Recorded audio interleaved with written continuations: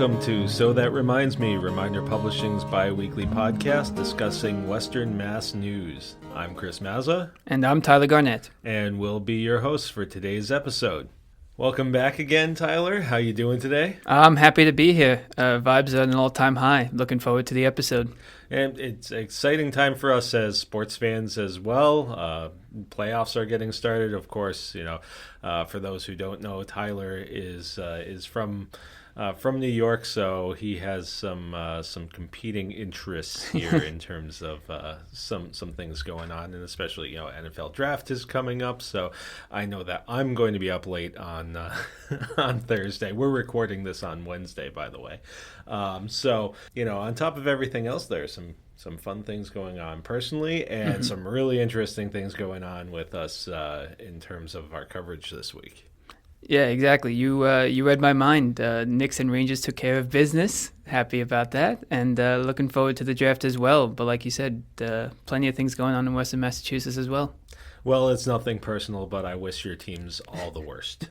None taken. I remember when I first started here, hearing everybody talk about the Red Sox or the Patriots or Bruins was something I didn't think I would get used to, but I've kind of started to a little bit, but will still not change my ties. I'm still New York. That's fair. You are from New York, so I think we've kind of accepted it here in the office. I'm looking at Dennis Hackett, who's acting as our quote unquote producer today, and I think that we've kind of understood that he just didn't know any better. This is the way that he grew up. He didn't know any better. It's how my dad raised me, for better or for worse, for some of the years we've gone through. But hopefully we're on the up and up now. Well, at least you're a Mets fan and not a Yankees fan, right? There you go. Okay, exactly. So there's a little bit. I don't know if we could do this podcast together if you're a Yankees fan. Yeah, no, don't worry. We're all good there. All right. Well, with that, let's take a look at the 5 stories that we'll be discussing this week. Springfield provided an update on their Main Street Convention District's master plan. Holyoke Public Schools are slowly being phased out of receivership. There was the heartbreaking death of Eileen Monaghan. The first meeting to discuss East Longmeadow reimagining its town center took place recently. And we follow up on the Easthampton We The People team's trip to Washington, D.C. to compete in the national competition. And we'll get to those right after these short messages. Bring It Home magazine takes the best in the home renovation or home building business to your door. Featuring countless local businesses, Bring It Home helps Western Massachusetts and Connecticut homeowners, both new and seasoned, find the best of the best to suit their home's needs. The magazine is host to articles on local businesses explaining the latest trends, from outdoor necessities to indoor design. For advertising information or to view Bring It Home online, go to thereminder.com. We get it. You're busy, but you want to be connected to your local community. If you're not reading The Reminder, Western Mass's free weekly newspaper, you're missing out on the heartbeat of your town. Stay in the loop with all the latest buzz, from local stories to community updates and exciting events. It's all in The Reminder. Just log on to thereminder.com and dive into the hometown news you love. To subscribe to receive The Reminder at your home, call 413-788-1316. Don't miss a beat. Your town, your stories, your community for over 60 years. The Reminder. We are hometown news. Leading us off this week, the city of Springfield gave an update on the Main Street Convention District's master plan. This update provided more specific details on the combined efforts of the MassMutual Center and Massachusetts Convention Center Authority, the Springfield Redevelopment Authority, and McCaffrey Interest Incorporated to revitalize the area surrounding the intersection of State and Main Streets in the city's downtown. Here's some of the plans in a nutshell. At and around the MassMutual Center, there are several plans in the works. The new Civic Center parking garage, which is currently under construction, is expected to be completed by December. This would create approximately 800 spaces, 10,000 square feet of ground-level retail space, and a balcony space overlooking the proposed event space below. That event space is a proposed 20,000 square foot multi-purpose outdoor space, which will include a grass berm, trees, and benches on a pedestrian way that Mayor Dominic Sarno likened to Lansdowne Street at Fenway Park. The plans also call for a creation of a new entrance to the Mass Mutual Center on State Street.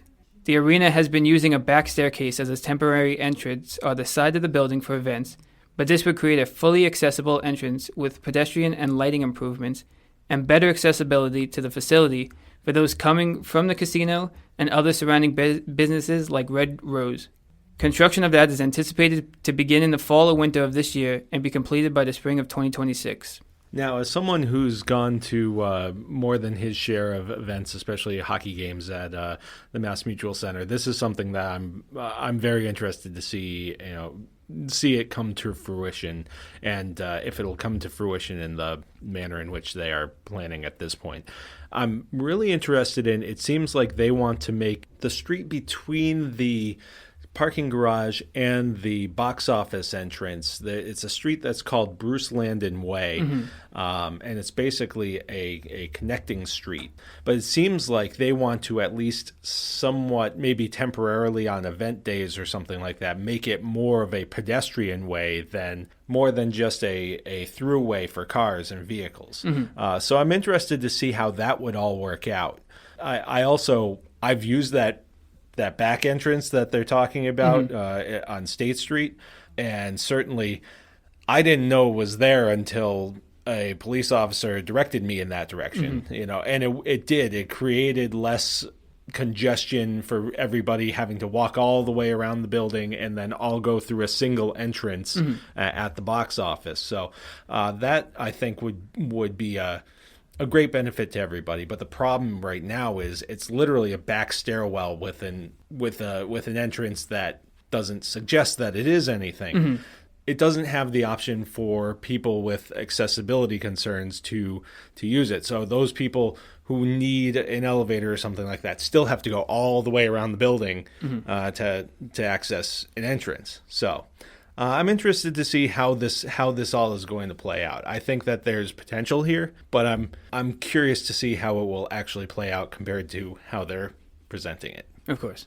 So beyond the Mass Mutual Center, plans include the redevelopment of 3 parcels: the Clock Tower building at State and Main Streets, the Colonial Block, and the Stockbridge building, all of which are to the south of the Mass Mutual Center. The plan would be to redevelop the historic buildings for mixed-use purposes with curated retail and commercial businesses on the ground floor and housing above that. To fund these, the city would pursue the creation of a State and Main Street Commercial Historic District.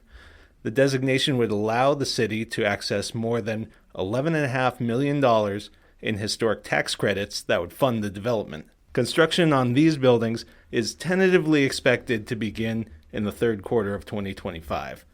Now, this is all property. I'm not sure how familiar you are with the area, but this is all property that's directly across the street on Main Street from the casino. And right now it's underutilized space. These are older buildings. Historic's such a strange word to me. Sure. Just because something's old, I don't know if it necessarily makes it historic. Of course. And I don't know the history of these buildings. They could very well be historic buildings. But be that as it may, there is the opportunity for these buildings to have that kind of retail. We've talked about before when talking about the casino how there needs to be added draw, there needs to be added amenities, things like that. Yep. And this would kind of create that opportunity while also creating, with the housing above, people to regularly frequent those establishments that they're looking to draw in.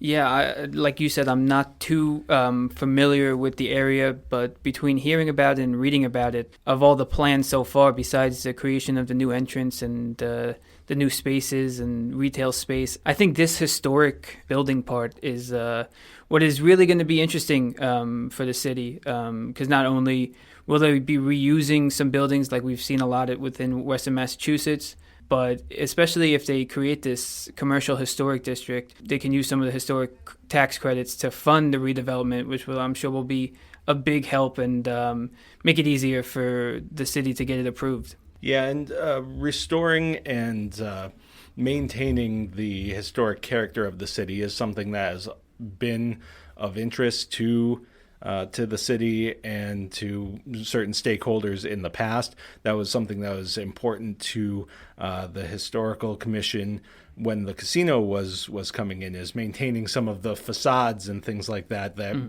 that brought character to that downtown area. So it seems like they're looking to keep that aspect of it, but completely reimagine the way that these buildings operate. And from what I understand, these buildings have been underutilized and underappreciated, for lack of a better term. So now with control of these buildings, they're hoping to turn this into something that is going to draw people, an additional thing to draw people downtown, not just to visit, but to create more of a neighborhood population there as well with the housing aspect. Of course. And acknowledging the already existing parking concerns in the downtown area, the city also plans to build a 300-space parking structure on Willow Street. Other projects include updates to Court Square and the surrounding streets, making the area more pedestrian accessible and safer. You've probably seen the initial work on this if you've been downtown lately, and that first part is slated to be completed this summer. Now, and also not directly related to these announcements, but the day after these announcements were made, injecting life into the downtown area was the ribbon cutting of the 31 Elm apartments. Now, this was a $55 million project that resulted in a 75-unit housing complex, and it was the result of combined efforts of the city, state, and federal officials and private businesses like wind companies, Opal Redevelopment, and MGM Springfield. Having been dormant and falling into disrepair for essentially 3 decades, this building will now have living spaces, and those living spaces, once they became available, were all leased out in 45 days. The building is opening at it's filled to capacity. Additionally, they announced that once the Court Square work that you mentioned is complete, the developers are planning to open a 250-seat restaurant in partnership with the Yee family. Now, the Yee family is well known in this area. They run the Student Prince in downtown Springfield, and they have a bunch of other successful eateries throughout Western Massachusetts. So, as far as I'm concerned, these are all this is a tangible, most of the other things that are being talked about here are still theory. This is a tangible thing. This is something that you can point to right now as something that's happening towards the revitalization of downtown Springfield. Yeah, no, I think, like you said, there are a lot of things to look forward to in the Springfield downtown area right now. Most of these plans, you never know how long they're going to take, but a couple of them, designs already laid out. They're already a work in progress with the completion date coming this summer.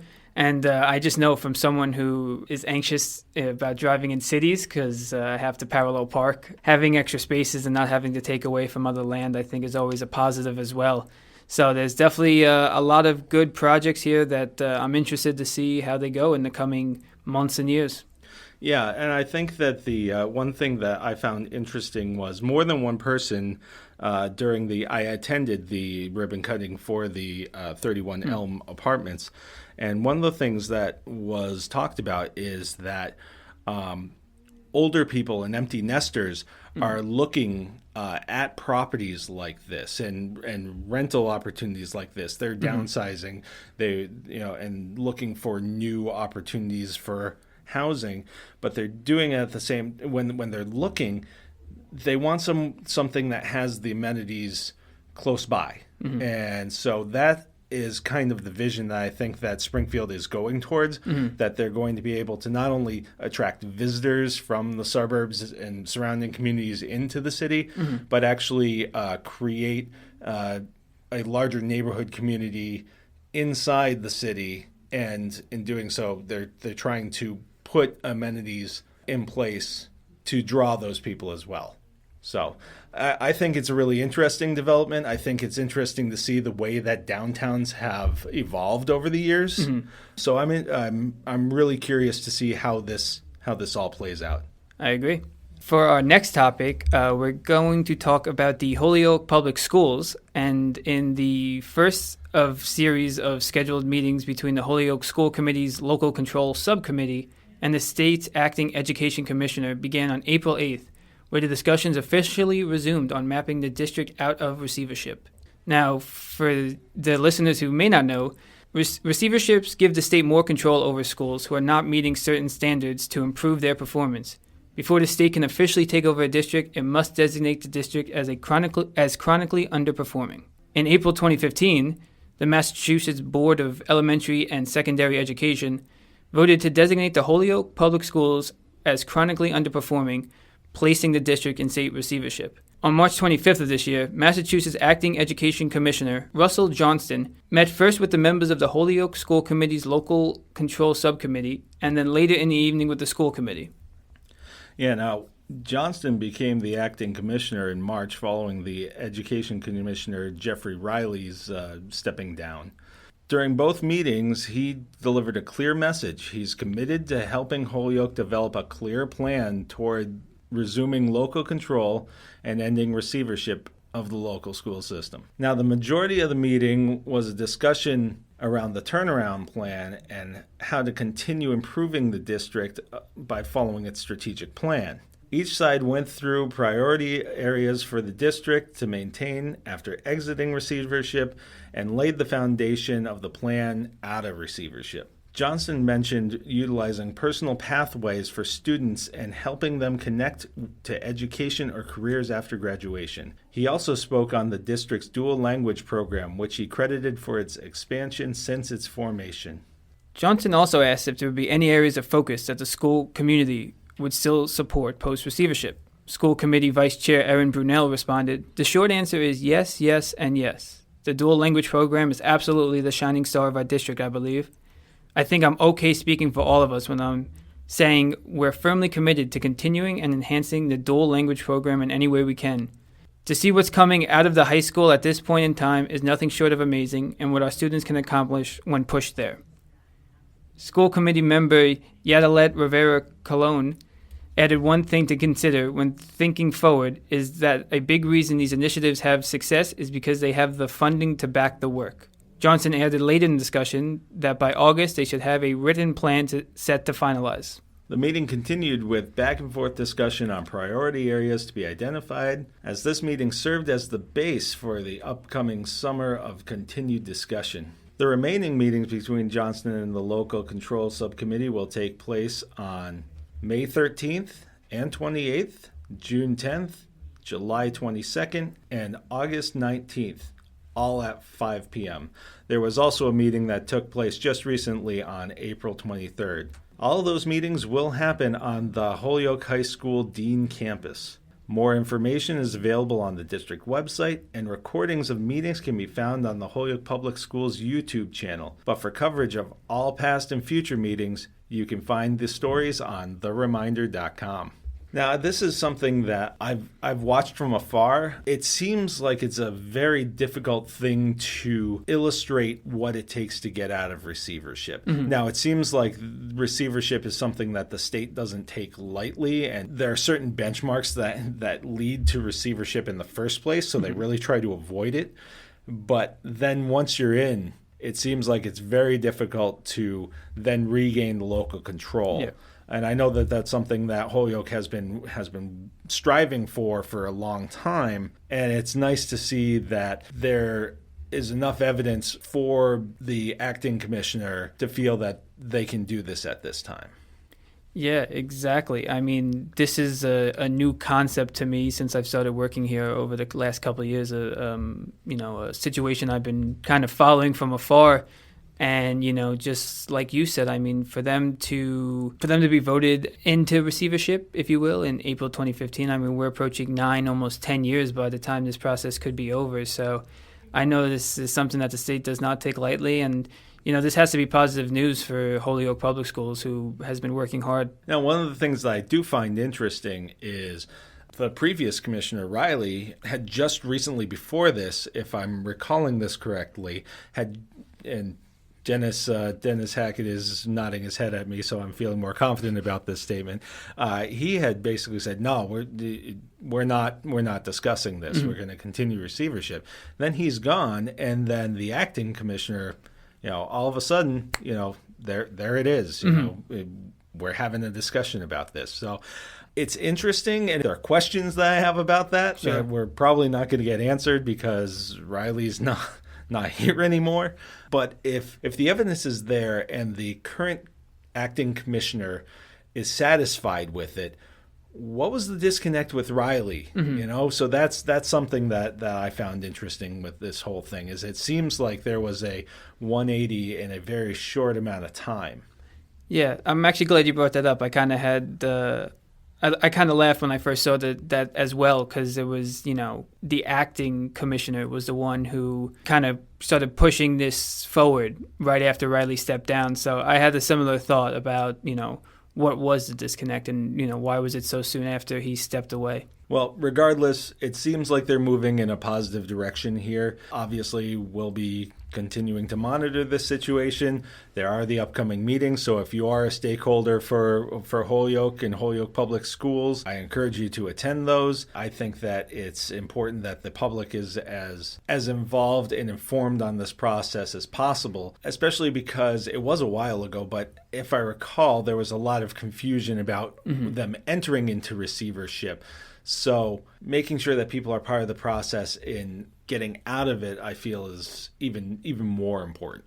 Of course. For our third story, in some very sad news, family, friends, and public officials are mourning the death of Eileen Monaghan, a victim of a murder allegedly committed by her boyfriend, Chicopee firefighter Jason Chapelain, on April 14th. A resident of Chicopee and mother of 2 daughters, Monaghan was a fixture in the Western Massachusetts Public Service as a longtime aide and chief of staff to now retired state rep and assistant House Majority Leader Joseph Wagner, and later as the executive assistant to Hampden County Sheriff Nick Cochee. She was 48 when she died. Wagner said he was profoundly saddened by Monaghan's death, calling her one of his best friends. Cochee said she was a rose in the world of thorns. Yeah, as you mentioned, Monaghan leaves behind 2 daughters, and on top of that, she was recently predeceased by her brother Michael, who had died after a long battle with cancer just weeks earlier. Now, Chapdelaine was arrested after he was discovered with Monaghan dead in his truck behind Hazen Paper Company on South Water Street in Holyoke. After Chapdelaine was initially found by the company's security, police were called, and they found Chapdelaine with a belt around his neck in what they believed to be a suicide attempt. A medical examiner determined Monaghan died from a combination of stab wounds and blunt force trauma. Chapdelaine was arraigned on April 16th and later committed to the Bridgewater State Hospital until his next court date in mid-May. Chapdelaine has previous history of violence, including assault and battery with a deadly weapon in separate events that took place in the early 2000s. He was sentenced to a year in prison in June 2001 after being arrested twice in a week's span on various felony and misdemeanor charges. By the way, he did not serve the full year. He was later paroled after several months. And according to the Chicopee Mayor John View's office, he was discharged from his job with the fire department after those incidents in June 2001, but he was reinstated in 2004 through civil service process and has been employed with the city ever since. Now, obviously, there's not a lot more than we can say than this was a clear tragedy involving someone who clearly had an impact on people, not only people that she knew personally, but her relationships with those through her public service. I've seen, on top of everything else, those who knew her have been changing social media profiles to the Monaghan family crest as a tribute. So clearly this is someone who had an impact on a lot of people's lives, and especially with the role that she played as chief of staff for Wagner. She had the opportunity to touch a lot of people's lives in a lot of different ways. In a lot of instances, when you reach out to your state rep, the person that you're talking to is the aide, is the chief of staff, who is speaking on behalf of the rep or the senator's office. So she clearly had a lot of interaction with the community and left a meaningful impact. Yeah, I mean, exactly what you said. I mean, this is just a sad story to hear about from so many different angles. To hear just before about leaving behind 2 daughters, and also about her brother recently who died after a long battle with cancer. Like you said as well, she touched so many people's hearts. just going through different stories last week through Chicopee, Western Massachusetts. It was just a conversation I could hear people talking about between themselves, not even at the government level, but just residents on the street. So you can tell kind of the impact she left behind. So like you said, there's not really much more we can talk about with it, but you definitely just want to throw the thoughts and prayers out to their family during this tough time. Now, the one thing, and I don't want to make any assumptions about this incident, but I think it does bring up thoughts and more awareness on the severe impacts that domestic violence can have. This was someone that she was in a romantic relationship with. Mm-hmm. I don't know if there was any previous history of this, but in any event, this is an example of the worst that can happen in these cases. Mm-hmm.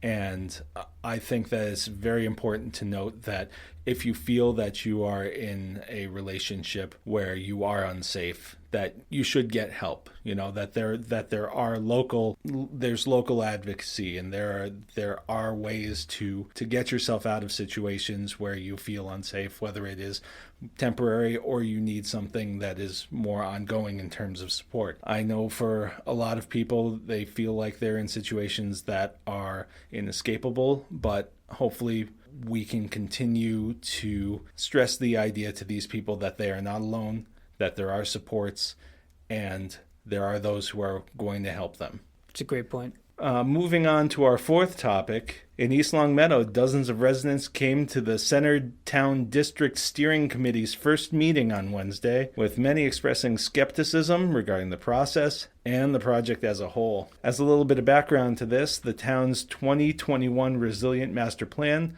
laid out goals for the center of town, including making it into an economic development hub. Some of the other goals were to improve the walkability of the area and create more diverse housing stock. To meet these objectives, the town is pursuing a central town district focused around the Rotary and hired the Pioneer Valley Planning Commission to aid a steering committee of residents in its work. One potential method for designing the Center Town District is the use of the 2004 law known as Chapter 40R, which incentivizes mixed-use developments using smart growth zoning. It's a strategy the PVPC said has been used in Lexington, Concord, Newburyport, and Marblehead in Massachusetts, and West Hartford and New Canaan in Connecticut. Another option, which was pitched, was rezoning parcels instead of creating an overlay district. Some residents and officials feared the loss of local control, the impact of affordable housing, and traffic increases. Some simply say they liked the town as it was. An informal ice cream social will take place at the depot at Graham Central Station on May 8th,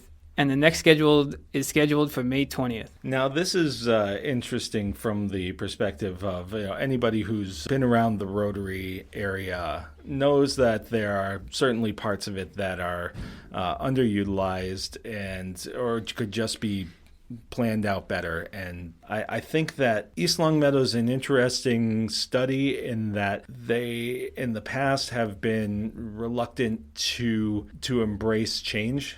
And that's not exclusive to East Longmeadow. A lot of communities, especially smaller communities, suburban communities, have this same idea that they like to. They're afraid, on top of everything else, of losing that quote unquote character that makes their town what it is. And when you're looking at things, especially when you've got terms like smart growth and things like that, it can be hard to wrap your head around. And I think that was some of the feedback that was received at this meeting, is people are having a hard time wrapping their head around these larger concepts. So it'll be interesting to see if they're able to narrow this down for folks to make it more digestible, because it is, when you're thinking about, well, they're going to change the center of our town, that's a daunting proposition and prospect for someone, especially someone who likes the familiarity and the small town feel that they have. Of course, I think so many residents, no matter what the change is, just fear change at some points, and especially with just so many different ideas being pitched right now, they don't really have a set goal in mind, if you will. So they're kind of just inferring what might be there, what might not be there. So right now, obviously, I can imagine that a lot of residents are all over the place with what they want and what will be allowed. But I think it's definitely important for everyone to go out to the socials and just view the meetings. And, I'm sure once it gets closer to a final plan being developed, they can, talk more to that specific issue instead of these different avenues the project might go. Well, and on top of that, you brought up, what's going to be allowed. One of the things that people are afraid of, we keep using these terms fear and afraid, and I'm not even sure if it's fear. People have concerns, and obviously when you live in a community, if you're concerned about it, then that's great. You want to be concerned about what's happening in your community. So I don't want anybody to think that we're casting aspersions on anybody, for asking questions or anything like that. We're not trying to do that. But with some of this, there was talk about losing local control, especially when people are talking about state programs and state laws or state initiatives and things like that. I feel like sometimes the specter of the state coming in and taking over the town is sometimes a little bit overstated. A lot of this exists in such a way that local zoning and things like that are still applicable. So it's not as if the state is coming in to override everything that you're doing. And on top of that, the way that this conversation is going is the town is contemplating whether or not they want to adopt these things. So it's not even like the state is coming and pushing this on them. In this case, the Pioneer Valley Planning Commission, which was contracted to work with them on this, has presented this as an option, and an option that they see as being viable. So I understand concerns, and certainly this may not be the best plan for the community, and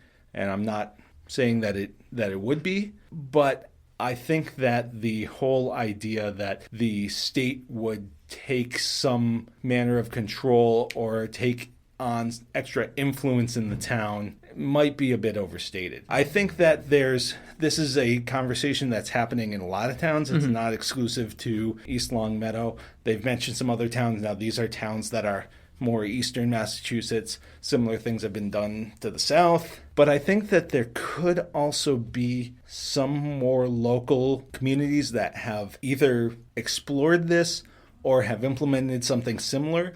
But I may be overstating that. Gotcha. But I also think the most important part about the, fear loss of the local control is that the steering committee is, made up of residents, and they have these public meetings, which always helps because at the end of the day, the residents can voice their opinions, and the steering committee of residents, they can, say what people like because they have a pulse of what's going on in the community. So they know what residents might like, what they might not like, and that will just help, kind of move the process along in an easier way. And I also think that it's encouraging that it seems like there was strong interest in this meeting and there was good public participation. Obviously, you want to have as much input as possible to make as informed a decision, not only on what your options are, but what the people who are living there and are going to be living there feel about those options. So I think that they're off to a great start with this in terms of there being robust conversation, and hopefully that will continue and people will keep, on all sides, will keep an open mind about where this is going. And of course, Reminder Publishing will continue pursuing this story, and you'll be able to read it in print and on thereminder.com. And we'll be right back after a few more short messages.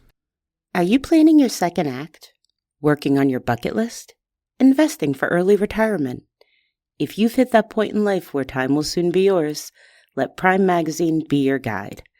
We're all about staying healthy and fit, keeping up with tech, traveling, local entertainment, managing finances, caring for your kids and elders, and much more. Pick up the latest copy of Prime Magazine every month. Prime, your best life now. Every month, Reminder Publishing's Go Local magazine features the best Western Mass and Northern Connecticut businesses, with articles on new storefronts, coffee shops, restaurants, and more.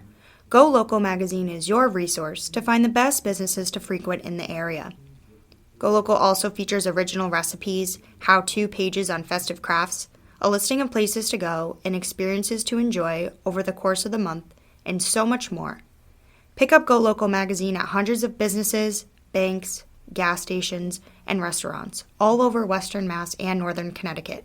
Or check out Go Local magazine at thereminder.com. Easthampton's high school's We The People team visited the nation's capital to compete in the state championship for the 7th straight year, totaling 8 visits over the 11 years of the program. The team finished in 10th place, but We The People team teacher Kelly Brown, a social studies teacher at the high school, told Reminder Publishing the students competed hard over 3 days, and even with the 10th place finish, the team had scored better than any previous Easthampton team to make it. Now, for all the listeners who may not know, the We The People is a curriculum and program offered by the Massachusetts Center for Civic Education, a private, nonprofit, nonpartisan organization that promotes civic education in public and private schools and communities. Open to juniors and seniors, the course focuses on learning about the American Constitution and governance from its philosophical origins to modern application. The course is divided into 6 units where students learn about different aspects of the Constitution and government studied throughout the semester. At the end of each unit, classes go through an authentic type of assessment where they participate in a mock congressional hearing. Having just returned from the trip on April 17th, Brown told Reminder Publishing that while not prepping for or participating in the championships, she and the team visit landmarks and museums from all over Washington, D.C., a fitting location for the We The People team to explore. Brown added the trip to Mount Vernon was probably the group's favorite part. During their final day visiting, they spent time on Capitol Hill as they met with Brown's former student, Mike Martin, who is now Chief of Staff for U.S. Rep. Mark Alford from Missouri. Martin took questions and spoke to the team for about an hour. After that visit, the team met with U.S. Rep. Richard Neal on the Capitol steps as he was on his way in for a vote. Neal visited the team in March where he answered questions and participated in a mock hearing with the students as they prepared to compete in the national championship. Brown credited students for their hard work and determination throughout the competition, and that while they weren't able to come away with a title, students understand sometimes that is just the way it is. She said, "In the end, I think they always come to realize that despite the fact that they're competitive and want to win these things, they all appreciate the amazing skills they've been able to develop in this program and the appreciation that they have for the government and the Constitution and their role as citizens. It's just amazing to watch, and it's rewarding, and it's inspiring, and it gives me hope for the future." I know this is a topic we talked about on a previous podcast, and, we kind of talked about the dynasty that Easthampton We The People team has kind of created here. So this was, I think, just a nice feel-good story in the podcast filled with a few heartbreaking stories to kind of end with because, it is positive to see students of the future kind of learn about, the Constitution, America's history, and things like that going forward. Yeah, and I think that the big thing here is, yes, they didn't walk away with the championship, but honestly, so many times in education and in our development in our lives, it's these opportunities and experiences that really drive us to grow. So, while obviously the championship is the goal of a competition and everything, there's so much that these kids are going to be able to walk away from, both in terms of the aspects of the curriculum and everything with the We The People experience, and then the experiences that were spin-offs from this. Getting to visit the nation's capital, getting to have the experience to meet with a chief of staff and to meet with a member of Congress. These are experiences that you really don't want to take for granted because they are things that people always have the opportunity to experience. So I think that this has opened doors for these students that previously maybe were not available to them, and I think that in and of itself makes the whole thing worthwhile. Yeah, I agree. I mean, I'm someone who learns best by, visualizing things or getting examples presented to me. And, reading about things in a textbook is one thing, but being able to actually walk through the halls of some of these monuments or museums and really learning and taking in all the information, I think is going to be something that these students don't forget for a long time. And also just that also different skill of, realizing they are competitive, but there are more things than just a championship as well, which I think is important to them. But they did still finish the highest Easthampton has ever done. And maybe if some of them are juniors on the team again next year, will drive them to maybe do even a little more. Yeah. And of course, always when you're able to take the opportunity to go from theory into practice, which is one of the big things of this, it's obviously a win-win situation. And one thing that I think education is driving towards right now in general is bridging that gap between the theory and the practice. And so this is one of those opportunities where there's a natural bridge there. So kudos to the students, kudos to everybody who helps make this program possible, and we'll look forward to seeing their success again next year. And that will wrap up another episode of So That Reminds Me. Thank you for listening, and as the nice lady in our outro is going to say, I'll just remind you, please feel free to pick up our newspapers and check us out online at thereminder.com. As always, thank you again for listening, and we will see you again in another 2 weeks. Bye-bye. Thanks for listening to So That Reminds Me, produced by Western Massachusetts news source Reminder Publishing. Don't forget to subscribe to the podcast, find the latest news at thereminder.com, and follow Reminder Publishing on Instagram at Reminder Publishing, on X at The Reminder MA, and on Facebook. Reminder Publishing, we are hometown news.